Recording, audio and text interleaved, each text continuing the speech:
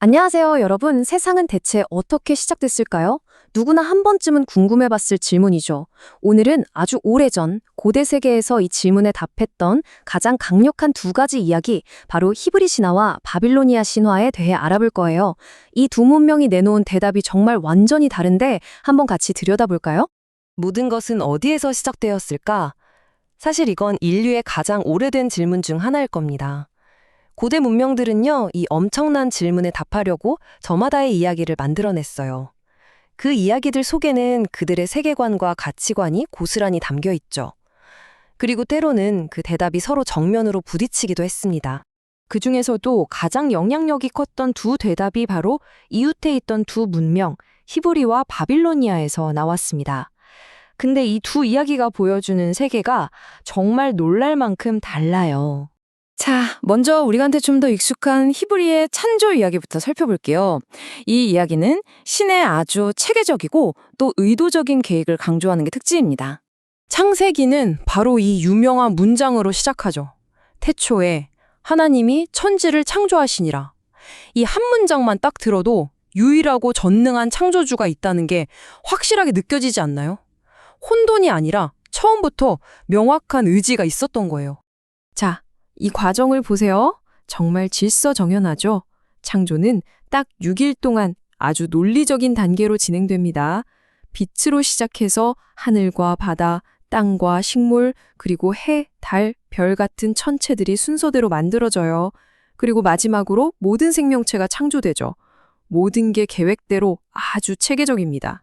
그리고 그 모든 과정의 정점에 누가 있냐? 바로 인류가 있습니다. 히브리 이야기에서 인간은 그냥 만들어진 존재가 아니에요. 세상을 다스리고 돌보는 일종의 청지기로서 아주 특별한 목적을 부여받은 존재인 거죠.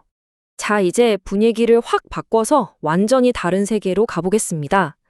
질서가 아니라 아주 폭력적인 혼돈과 갈등 속에서 탄생한 바빌로니아의 창조 이야기입니다.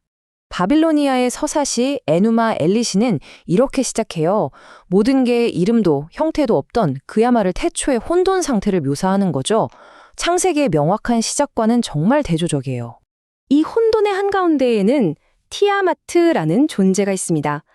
그녀는 모든 걸 낳은 어머니인 동시에 모든 걸 파괴하려는 우주적인 혼돈 그 자체를 상징하는 거대한 용이에요. 티아마트는 새로 나타난 젊은 신들을 없애버려고 맹독을 품은 뱀이랑 용들로 무시무시한 군대를 만듭니다. 그리고 자기 남편인 킹구한테 절대적인 힘을 상징하는 운명의 서판까지 주면서 전쟁을 준비하죠. 이게 바로 우주의 운명을 건 신들의 거대한 전쟁, 그 시작이었습니다.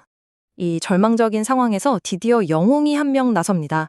바로 젊은 신이자 바빌론의 수호신인 마르둑이었죠. 그가 신들의 챔피언이 돼서 티아마트랑 맞서 싸우겠다고 자원합니다. 이 바빌로니아 창조 이야기의 전체 흐름을 한번 보세요. 혼돈으로 시작해서 신들끼리 전쟁을 벌이고 영웅이 나타나죠. 그리고 마침내 티아마트를 죽이고 그 시체로 새로운 세계를 창조해요. 여기선 창조가 파괴에서부터 시작되는 겁니다. 근데 여기서 핵심이 뭐냐면요.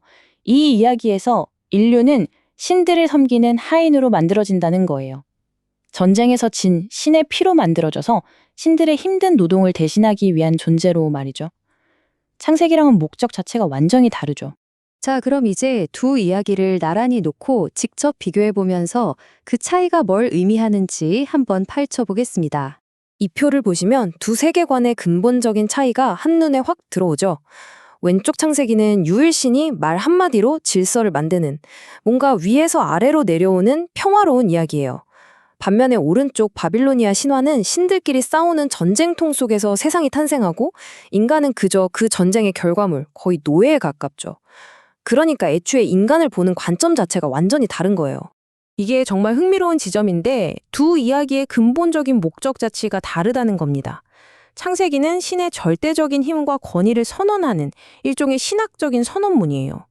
그런데 바빌로니아 신화는 자기들 수호신인 마르둑과 도시 바빌론이 얼마나 위대한지를 찬양하려는 아주 강한 정치적인 목적이 깔려 있는 거죠. 그렇다면 이렇게 다른 두 이야기가 오늘날 우리에게 왜 중요할까요?